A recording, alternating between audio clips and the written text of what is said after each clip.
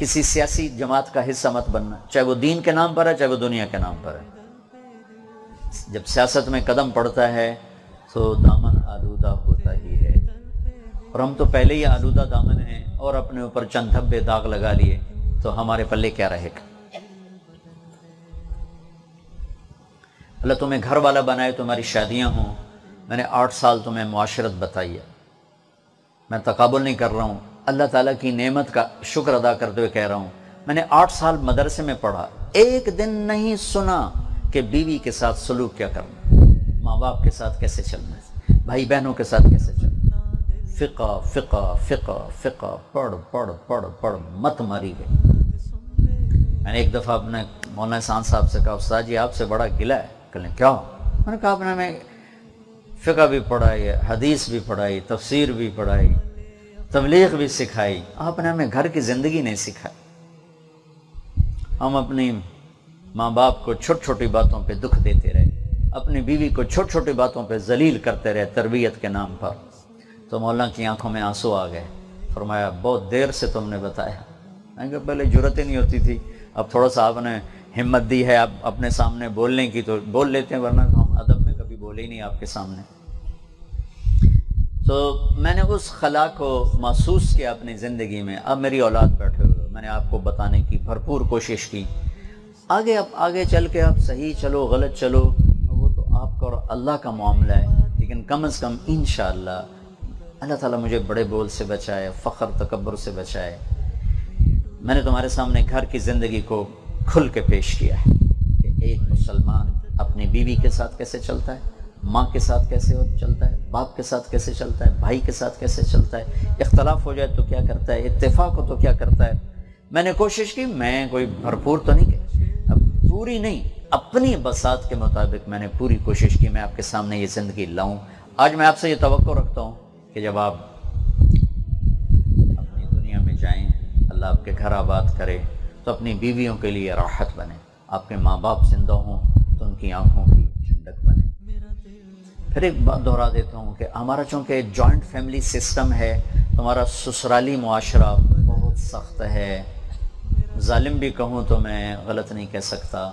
ساس کا جبر، سسر کا جبر، خود خامند کا اپنا جبر، پھر دیور اور بھابیاں اور دیورانیاں جٹھانیاں، ایک عجیب قسم کا ایک مرکب ہے۔ اگر ہمیں شریعت کا پتہ ہوتا تو یہ بہت اچھا معاشرہ تھا، چونکہ انسان ایک دوسرے کی مدد سے ہی چلتا ہے۔ چونکہ شریعت کا نہیں پتہ تو بہت ظلم ہے، بہت زیادتی ہے۔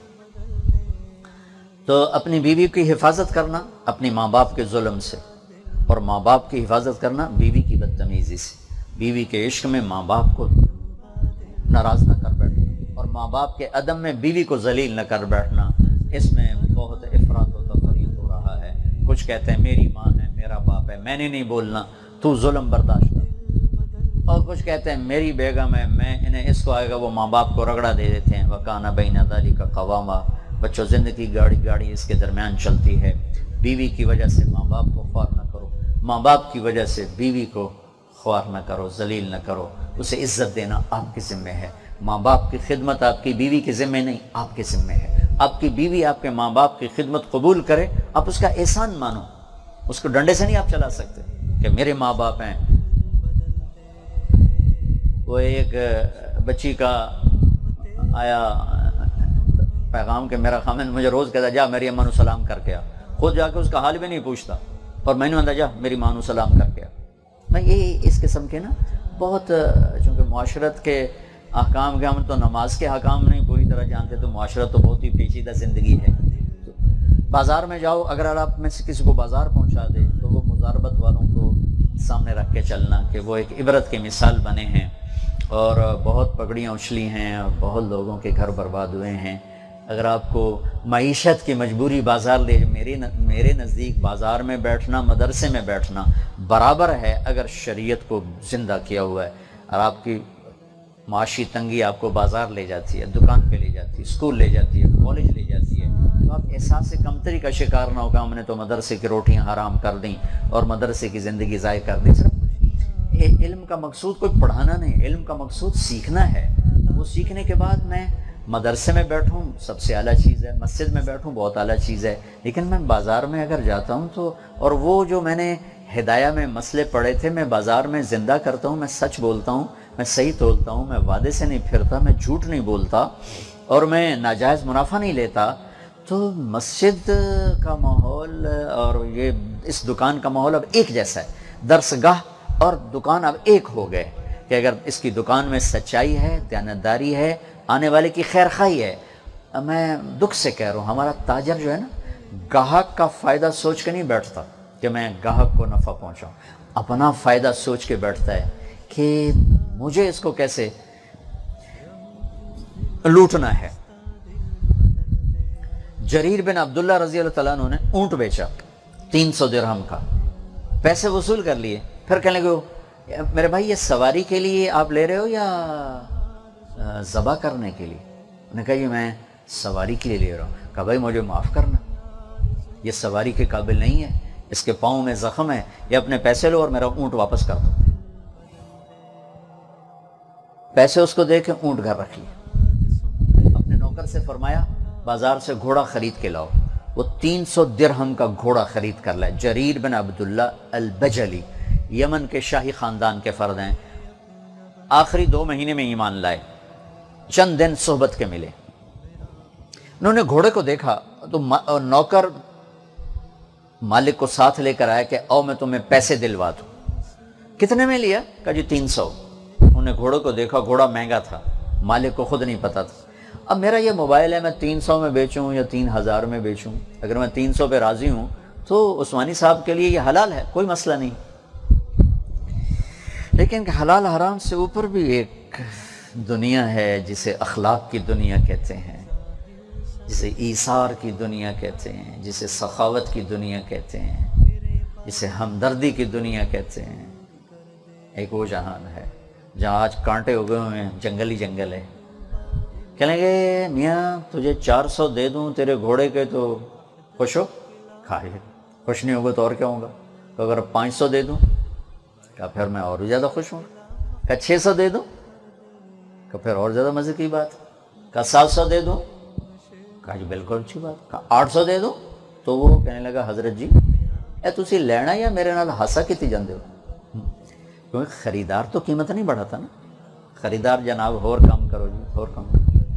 کہا بھائی 800 دے دو، گھوڑا باندھ دو۔ یہ وہ چلا گیا تو ان کے نوکر نے کہا حضرت میں جو 300 میں سودا کر کے آیا تھا تو یہ 500 کس خوشی میں بڑھائے؟ تو فرمایا میرے دوست اس کو پتہ نہیں تھا، اس کا گھوڑا 800 کا تھا، اگر میں اسے 300 میں رکھ لیتا تو میں نے اللہ کے نبی سے وعدہ کیا تھا ہاتھوں میں ہاتھ دے کر جب تک زندہ رہوں گا مسلمانوں کی خیر خواہی چاہوں۔ 300 کی چیز 800 کی چیز 300 میں رکھنا یہ کوئی خیر خواہی نہ تھی، یہ دھوکہ تھا، اس لیے میں نے 500 پر دے دیے۔ اس طرح اگر آپ بازار میں تجارت کرنا چاہتے ہیں تو آپ کا بخاری پڑھانا اور تجارت کرنا میرے نزدیک برابر ہے۔ آپ کسی نوکری میں جاتے ہیں اور مالک کا حق پورا ادا کرتے ہیں۔ ہمارے جو عبداللہ صاحب سے پہلے امیر تھے بشیر صاحب رحمۃ اللہ علیہ، وہ جی ایم تھے پورے مغربی پاکستان کے ٹیلی فون کے محکمے کے۔ جب وہ آفس میں داخل ہوتے تھے تو تبلیغ کی بات بند فرما دیتے تھے، فرماتے تھے کہ یہ ٹائم کہ میں پیسے لیتا ہوں حکومت سے ٹیلی فون کے لیے، لہٰذا یہاں ٹیلی فون کے علاوہ اور کوئی بات نہیں ہوگی۔ تو جو ان کا ڈیوٹی ٹائم تھا 8 گھنٹے 6 گھنٹے 5 گھنٹے، اس میں کوئی تبلیغ کی بات نہیں سوائے اپنی ذمہ داری۔ جو ہی دفتر کی دہلیز سے باہر نکلتے کہ بس بھائی دفتر کا ٹائم ختم، اب کوئی فون کی بات نہیں ہوگی، اب صرف تبلیغ کی بات ہوگی۔ اگر اس طرح آپ کسی نوکری میں جاتے ہیں تو آپ کا بخاری پڑھانا اور آپ کا نوکری کرنا میرے خیال میں یہ اللہ کے قرب کا وہ بھی ذریعہ ہے، یہ بھی ذریعہ ہے۔ تفاوت کی بات ہو سکتی، اجر کی کمی اور زیادتی، لیکن جیسے بخاری پڑھانے سے اللہ کا تعلق ہے ایسے ہی اس جاب سے بھی اللہ کا تعلق ہے۔ آپ کے پاس پیسہ کوئی نہیں، اب آپ ہاتھ توڑ کے مزدوری کرتے ہیں، اپنے ہاتھوں سے مزدوری کرتے ہیں۔ تو مسلم شریف کی روایت ہے صبح سے شام تک اپنے ہاتھوں سے جو کمائی کرتا ہے بچوں کو کھلانے کے لیے، اس کے اس دن کے سارے گناہ معاف ہو جاتے۔ سعد بن معاذ رضی اللہ تعالیٰ عنہ اللہ کے نبی کے سامنے بیٹھے تھے تو آپ کی نظر پڑی ہاتھوں پر نشان تھے سخت سخت، تو آپ نے کہا سات تیرے ہاتھ ایسے سخت کیوں ہیں؟ کہ یا رسول اللہ بچوں کے لیے مزدوری کرتا ہوں تو یہ مزدوری کرتے کرتے میرے ہاتھ سخت ہو گئے، تو مجھے دیکھو۔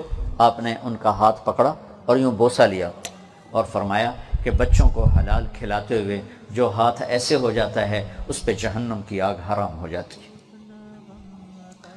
تو دین کے کام کا تصور یہ نہ رہے کہ صرف مدرسے پڑھانا یا کسی خانقاہ میں بیٹھنا یا دارالافتاء میں بیٹھنا یہ دین کا کام ہے۔